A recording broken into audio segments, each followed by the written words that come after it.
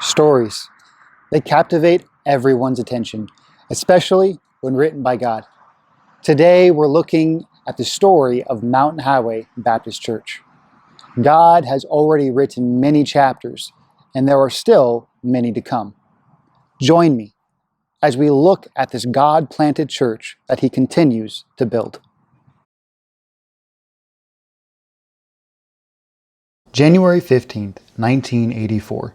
The first service of Mountain Highway Baptist Mission was held at Phil and Sandy Smalley's home in Spanaway, Washington. 26 were in attendance with an offering of $86.12.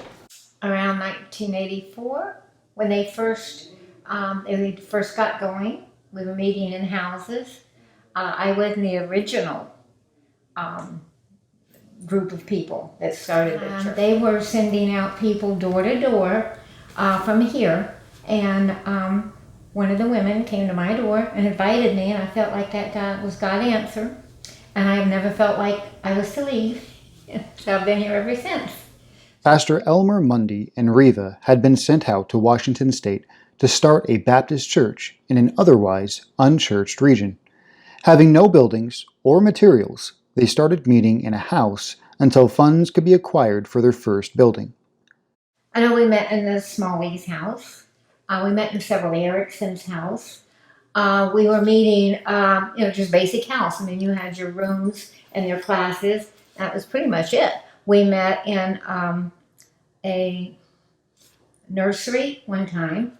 We met in a building that they were a photography studio, and we liked to froze. I mean, there was one warm area, so if you got there early, you could sit in that warm seating. Otherwise, you froze for the service. We had our baptismals and all kinds of facilities. I mean, in cold bathtubs, dirty bathtubs. Bathtubs, we had it in pools. It was just unbelievable. In April of 1984, Pastor Mundy appointed a building committee, and by May, a 1.83 acre lot had been located on 246th and Mountain Highway. The Mountain Highway Baptist Mission Group offered $26,000 and was given 5 months to raise the money. Financing could not be obtained until an official organization and constitution of a church was completed. June 24th at 2 p.m., Mountain Highway Baptist Mission held its constitutional service at the location of 246th. 56 people were present, and Mountain Highway Baptist Church was officially formed. 1 year after the first service of Mountain Highway Baptist Church, a vote was taken and unanimously agreed upon to buy what we call the Fellowship Hall for $40,000. The following year was busy with men and women from all over the state and country coming to the aid of a young and growing church, hanging signs, digging out the foundation, pouring the ramp for the wheelchair access. Where God leads, He provides. 1987, one chapter of the church's book came to a close, while another started. With the retirement of Pastor Mundy after 44 years of ministry and the new pastor, Charles Jolly. Originally, Jolly came in as the interim pastor. He was soon voted as senior pastor in December of 1987 and served until 1996. During that time, Pastor Jolly set a vision for the church, a new building to accommodate the growing number of people. Pastor Jolly and them that had talked us into this property. When we went to get this property, it was just this section of property. The corner section was to be a convenience store, and that fell through. And of course, we're a very small church, very poor, and we had almost a division on that they didn't think we could afford to take on that property. Pastor Jolly prayed with us and told us that we would be sorry if we didn't make a priority to getting that property. And so that was how they got this second piece of property, which I can't imagine us not having now. The next chapters of the church would include many blessings and some hardships. Pastor Wes Funkhauser took over for Pastor Jolly in 1996, and introducing the musical side to the church. Our youngest pastor was the Funkhausers. Our youngest, next to this one, is the youngest pastors I'd ever had. And the Funkhausers had children. They were the ones that kind of brought in the music, because he was a music teacher, well, so was she. And so that was when we started really having music in our church. March 10th, 2002, another chapter opened with the church. The groundbreaking day for the new building was held by Pastor Wes and previous pastor Jolly. Over the next year, many long days were held as the church banded together to build the facilities we now use today. Between 2003 and 2014, the church experienced some hardships and trying times. But this was all about to change with the beginning of a new chapter.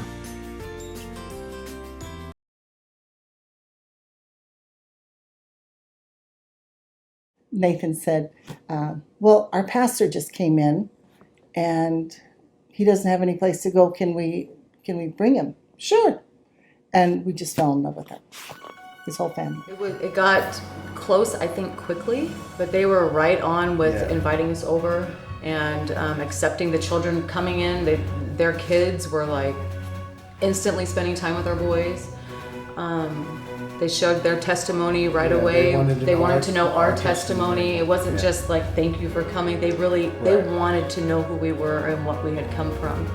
So I think I would say that I loved them quickly. I would probably describe them as like gaining a new family, and like we have this church family, and then pastor and his family come in. They helped create this new community in the church, bringing new life in, engaging some of the life that was here, and just bringing us all together as one. And over the years now, I can see how we were led by who we had. You know, like we probably wouldn't have been ready for our younger pastors then. You know, it's amazing when you look back and see how God has led you. You weren't meant to be before you were. You pray for something and then you get it and it surprises you. I mean, it doesn't surprise you God answers your prayer, but for some reason it's like, oh wow, I got it. The Lowes are young. They have an old soul and they work well in between the young and the old here. I don't think we could have asked for any better. They didn't come in to take over our church. They came in to be God's vessels in our church. I think a lot of it has to do with pastor and the difference for us, just this attitude around here, and it's an attitude that encourages growth. There's been amazing growth, constantly like moving forward. The church has changed a lot. We've redone the nursery, pastor has a new office.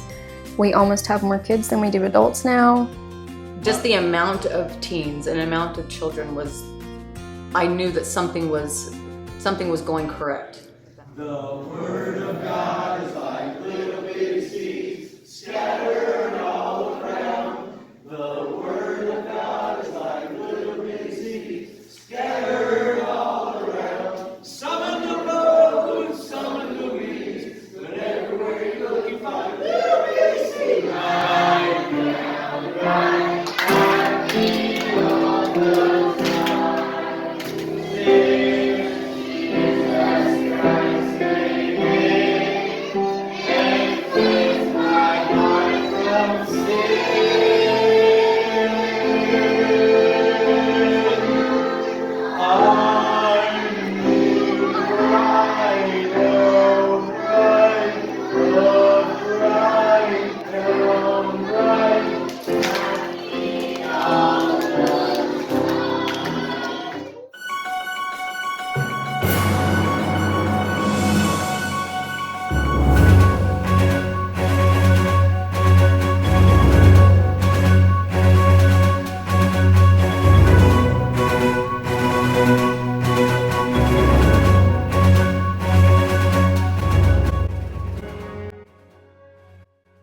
Pastor and Caitlin both have taught me just to be myself, and I don't have to put on airs or anything, and they take me as I am. He's taught me so much, but one of the big things he's taught me is honestly, it's kind of like commitment.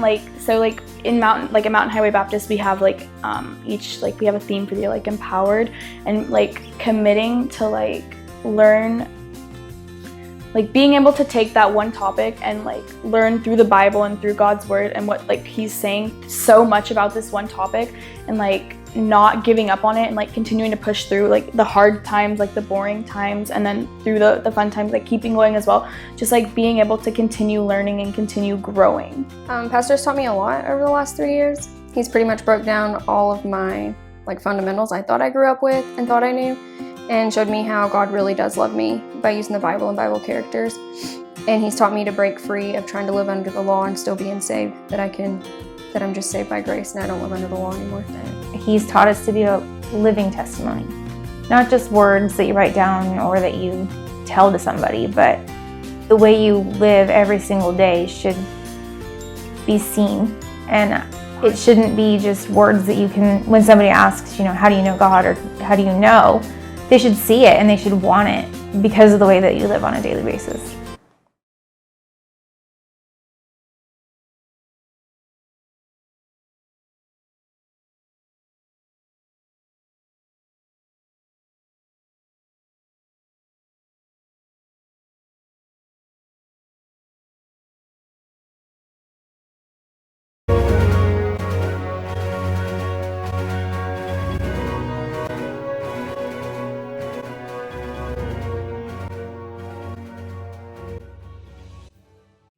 Many things Pastor has taught me, but I would say his honesty and his approach to teaching God's Word, and you can see it in his life, the way it rolls out to all of us. You expect it from a pastor, but they walk the talk.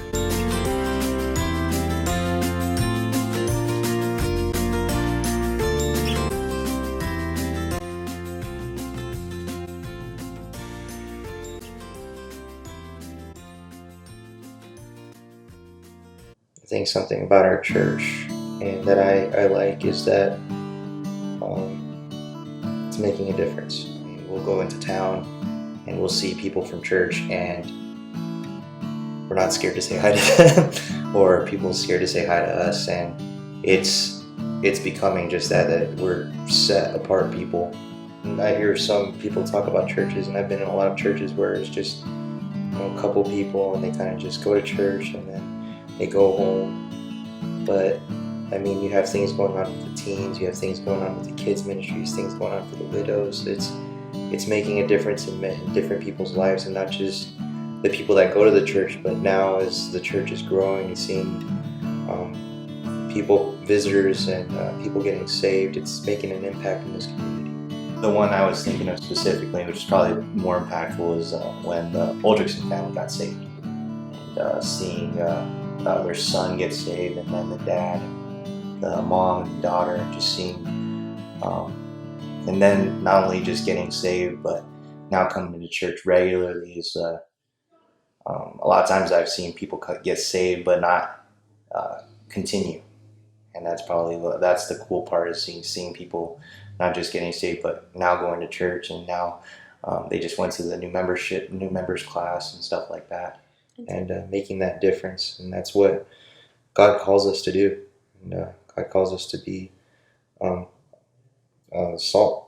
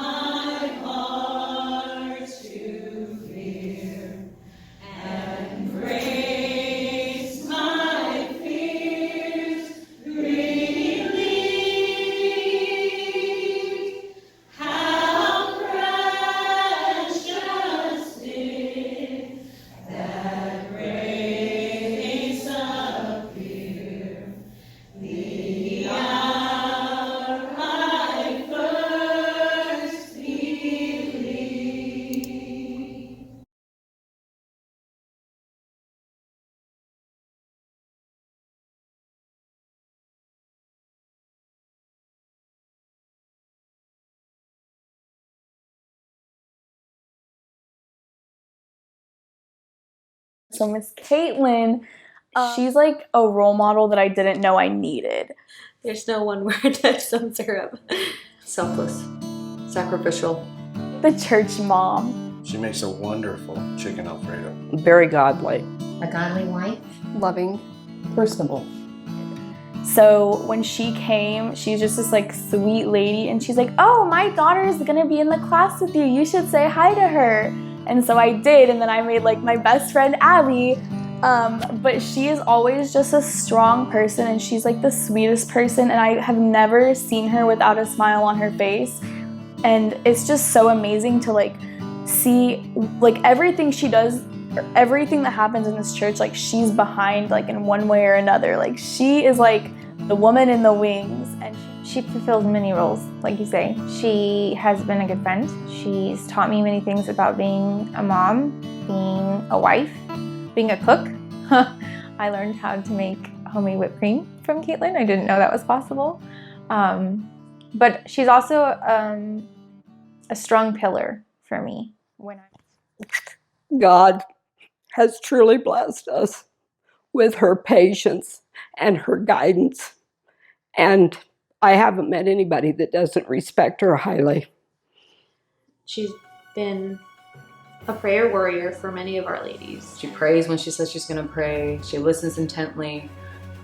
There's no feeling of if I come to her, she's going to feel burdened. She wants to hear it. Many times, I think last Sunday I went to the altar, she was right there. So she almost senses when she's needed before you even ask her. And so that to me that's reassuring. I think that Miss Caitlin is, as far as being impactful, she's impactful without anybody really knowing.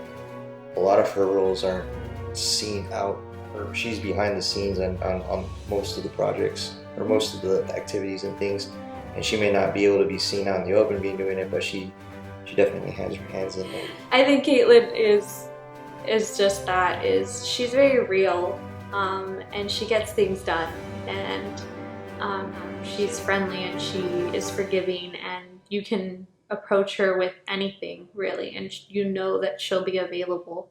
I think she takes on a lot. She's a strong woman for sure.